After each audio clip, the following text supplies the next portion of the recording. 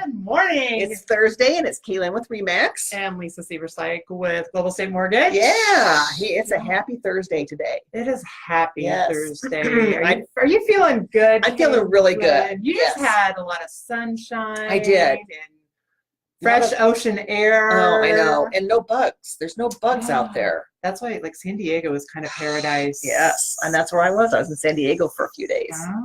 What were you doing there? I was at a Brian Buffini, and we've talked about Brian before with the Immigrant Edge, his book. I was out at his mastermind conference, and it was pretty much mind-blowing. So, yeah. You come out going, oh, my goodness. I know, exactly. I mean, it was very inspirational. I mean, and sometimes I think you need that little lift up because you get kind of, you kind of get in the grind. You do. And you're kind of like, And that's what they say, right? Like, instead of working in your business, or no, what is it? You're working on your business. There's on and in. Right. And you need to not only work in your business, you need to work on your business. On your business. Right. Exactly. I think that's how it goes. Yeah, we're always really prepared for this, as you can tell.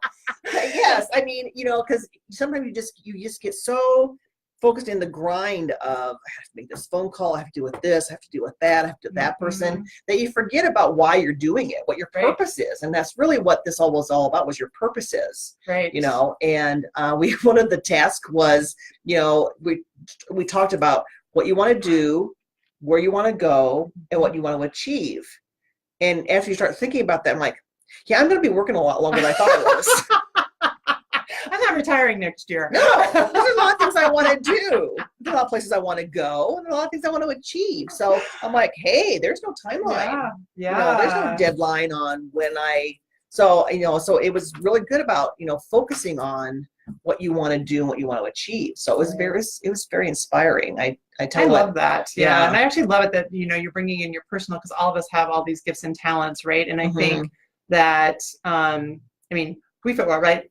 She's real estate, right? Passionate about, the homes and what that looks like and getting you into the right home and finding the right place and what that looks like. And, for me, I'm all about the financial side, right? Like, I love finding, getting people to the closing table and them financially feeling really great about the decision they've made and their payments and things like that. And so I think going to things like that, it kind of renews. It renews, the why. Yeah. It's like jumping into a cold swimming pool, and it wakes you up, It wakes you up, because I did get to go to the ocean, and when that first wave hits you, it's a little cold. And it's salty. Oh my gosh, it's salty. Yeah, ick.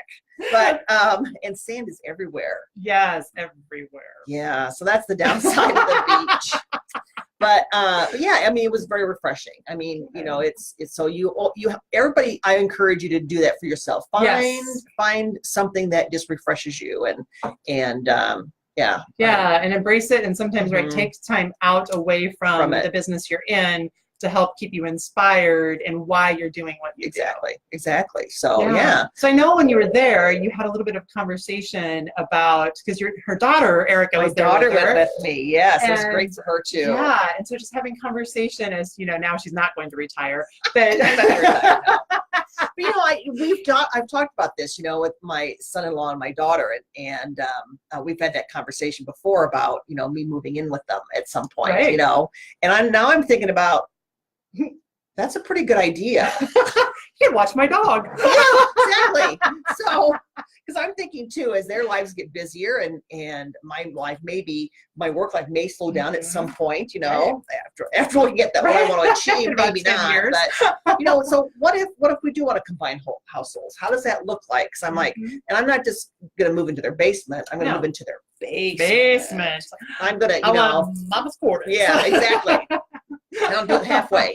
So it's going to have a walkout. It's going to be on a golf course. That whole thing. So I've got my priorities in place. Yeah. I like that. So, but I'll be a built-in, grandma carpooler, and I have a puppy sitter. So that's what we're kind of thinking down the road. But we'll see if this really happens. But that conversation came up, but how do you buy that then when, mom or grandma or dad or whoever is going to combine households with their children? So how does that work, Lisa?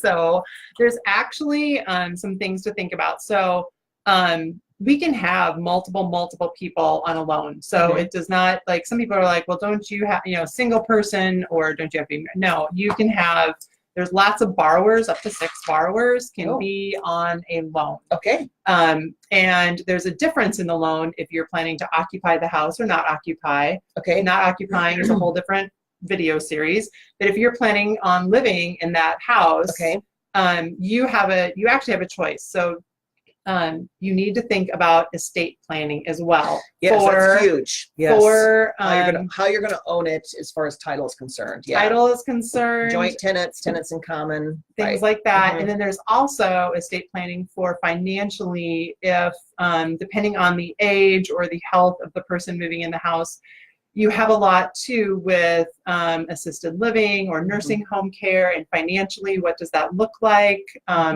So that may help make the decision about if you're on title or you want to be on the note as well. So if you're on the note, so some people need that person to be on the note just financially, maybe because you're buying a bigger house, because you want that apartment above the garage, or you want that fully finished walkout basement on the golf course, because you have a high maintenance person moving.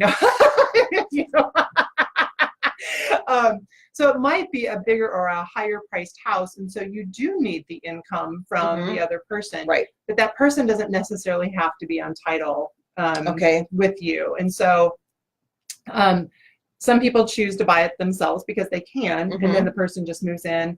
Or sometimes, like if you are selling your house, you also have capital gains issues to think about if you're having a net proceeds from your house and what you're doing with it. Right. So you might want to be on the loan because you would want to take, and you're going to live there, right? So you want to help out your son or your daughter and son-in-law and put some of those proceeds into that house. Into the house more than just gifting it, because you need to do something with that money. Right.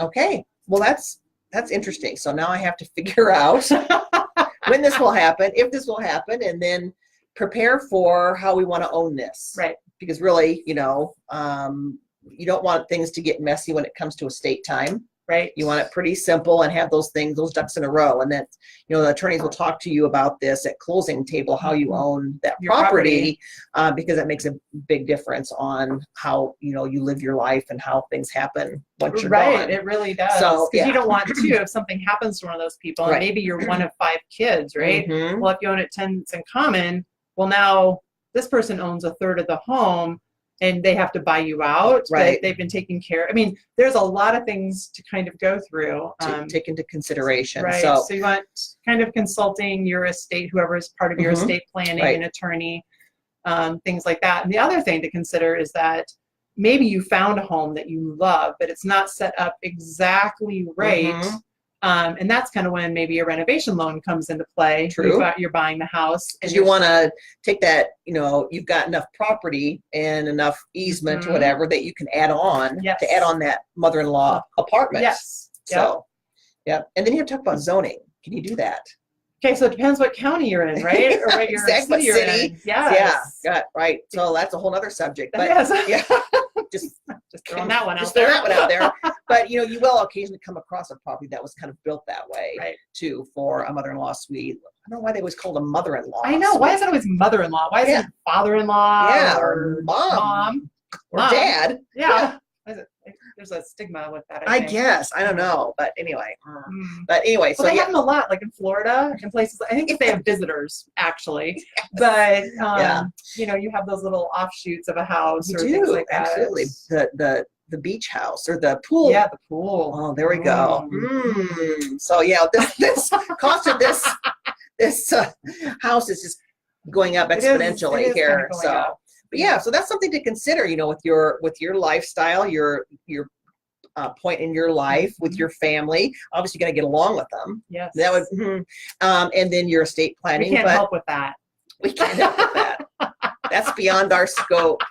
Yeah, we are not counselors. We're not counselors. We're not attorneys, and we're not tax accountants. We mortgage lender, realtor. Exactly right. Yes. Not an inspector, not a contractor, plumber.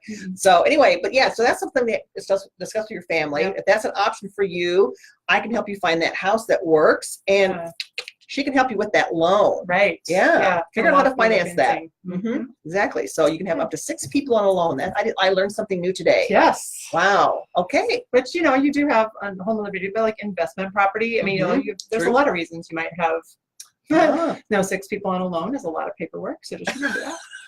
But I'm willing to do it. a little extra time for closing day, right? Yes. Exactly. So a lot of signatures. Yeah, exactly. Yeah. So any questions on that? I think whether it's the house and what a house looks like or the financing side, maybe, you're not ready for it yet, but you're just kind of exploring those options. I mean, sometimes it takes a while to figure out what you want to do with that, but it's worth starting the talk. And like I said, sometimes it's for health reasons. Sometimes it's just like we've had people moving, right? They want to be closer to family. And do I want to buy my own house or do I want to move in with somebody who's there just because of future circumstances? Yeah, and sometimes it's just a support system for the younger part of the family who's busy going 16 different directions at a time. And then the family members there to kind of, take care of the basics of life. Yeah. So if that's, something that you're considering for your family, obviously there are housing options we can talk about. And whether it's new or pre-owned or something that you can renovate. And then, she can take care of the financial part of it. Right. Yeah. Yeah. So it's a lot of questions there. Or if you need advice and you want to be referred to somebody, estate planning person or anything like that, we can also help you out that way because we're really not attorneys. No, we're not. Exactly. All right. Hey, everybody have a great weekend. Have a great weekend. We'll see you next week.